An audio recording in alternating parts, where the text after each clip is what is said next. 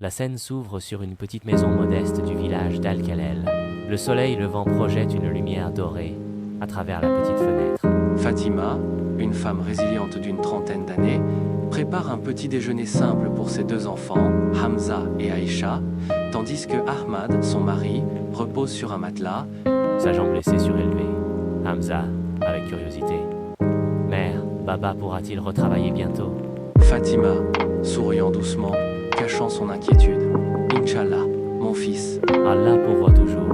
Nous devons continuer à prier et à lui faire confiance. Le jour passe lentement, ponctué des tâches quotidiennes. La lessive, la réparation de quelques outils, les prières. Le soir, autour d'un repas frugal, l'inquiétude se lit sur les visages. Ahmad, la douleur l'empêchant de dormir, tourne et retourne sur son matelas. Fatima tente de le rassurer, mais le poids des factures impayées et de la nourriture qui diminue pèse lourd sur ses épaules. Les jours suivants sont une répétition de la même routine. L'argent se fait rare et les sourires des enfants s'estompent peu à peu. Fatima, épuisée physiquement et mentalement, cherche désespérément une solution. Elle se rend au marché, espérant trouver un travail occasionnel. Mais les offres sont rares et la compétition rude. Le désespoir commence à la gagner.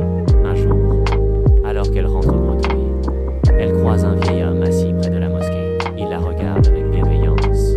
Elle lui raconte son histoire, ses difficultés, son inquiétude pour sa famille. L'homme écoute patiemment, puis lui propose une solution inattendue. Il connaît un artisan qui cherche une aide pour la réparation de tapis. Le travail est pénible, mais la rémunération est juste. Fatima accepte avec reconnaissance.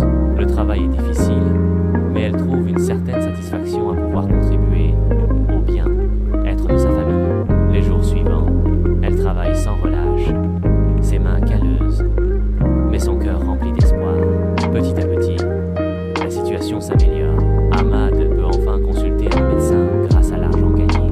Les enfants retrouvent leur joie. La petite maison reste simple, mais l'amour et la solidarité y règnent en maître. Un soir, alors que la famille est réunie, Ahmad regarde Fatima avec des yeux emplis d'admiration.